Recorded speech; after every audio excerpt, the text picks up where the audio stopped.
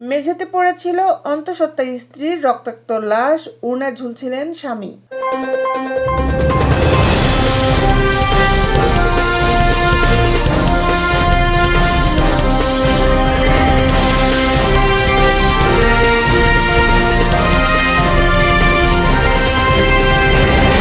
ময়মনসিংহের ভালুকায় এক দম্পতির রক্তাক্ত ও ঝুলন্ত লাশ উদ্ধার করেছে পুলিশ।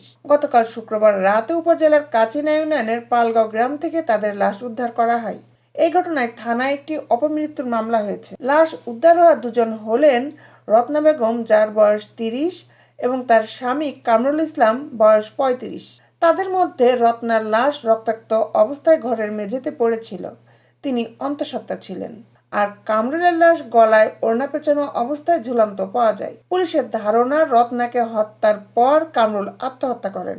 রত্না উপজেলার কাচিনা ইউনিয়নের পালগাঁও গ্রামের মুক্তার হোসেনের মেয়ে এবং কামরুল একই উপজেলার মল্লিকবাড়ির ইউনিয়নের বর্তা গ্রামের সিরাজুল ইসলামের ছেলে। পুলিশ ও নিহত ব্যক্তিদের স্বজনেরা জানান, রত্না বেগম ও কামরুল দম্পতি 4.5 বছর বয়সী একটি ছেলে আছে। আগামী 16 ডিসেম্বর দ্বিতীয় সন্তান প্রসবের সম্ভাব্য দিন নির্ধারণ করেছেন চিকিৎসক। প্রথম সন্তান রত্নার বাবার বাড়িতে হয়। এবারের সন্তানও বাবার বাড়িতে প্রসবের জন্য মেয়েকে আনতে যান রত্নার মা মনোয়ারা বেগম। কিন্তু কামরুল চাচ্ছিলেন তার বাড়িতেই দ্বিতীয় সন্তানের জন্ম হোক। গতকাল দুপুরে মেয়ে ও জামাতাকে নিজের বাড়িতে নিয়ে যান মনোয়ারা বেগম। বাড়িতে যাওয়ার পর কামরুলের সঙ্গে রত্নার ঝগড়া বিবাদ শুরু হয়। রাতের খাবার শেষে তাদের প্রথম সন্তানকে নানির কাছে রেখে স্বামী স্ত্রী পাশের ঘরে ঘুমাতে যান।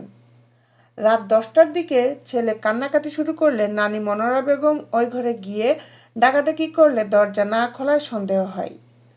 পরে দরজা ভেঙে ঘরের মেঝেতে রত্নার রক্তাক্ত লাশ ও গলায় ওড়না পেঁচানো অবস্থায় কামরুলের লাশ দেখতে পান। খবর পেয়ে লাশ দুটি উদ্ধার করেছে পুলিশ। রত্নার মা মনোয়ারা বেগম বলেন, জামাতার আর্থিক অবস্থা ভালো না থাকায় মেয়েকে তাদের বাড়িতে নিয়ে আসেন, কিন্তু জামাতা চাচ্ছিলেন তাদের বাড়িতেই থাকুক।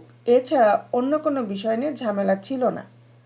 ভালুকা থানার পরিদর্শক হুমায়ুন কবির বলেন, পারিবারিক কলহের জেরে ঘটনাটি ঘটে। রাতেই দুটি লাশ উদ্ধার করা হয়েছে। হত্যাকাণ্ডে ব্যবহৃত রক্তমাখা দা উদ্ধার করা হয়েছে। এই ঘটনায় রত্নার ভাই সুজন মিয়া বাদী হয়ে রাতে একটি অপমৃত্যুর মামলা করেছেন। আজ শনিবার দুটি লাশ ময়মনসিংহ মেডিকেল কলেজে ময়নাতদন্তের জন্য পাঠানো হয়। তিনি বলেন, যে ব্যক্তি হত্যা করেছেন তিনিও মারা যায়, হত্যা মামলা হয়নি। দেশ বিদেশের আপডেট নিউজ পেতে আমাদের সাথেই থাকুন। Justice television, Dhaka.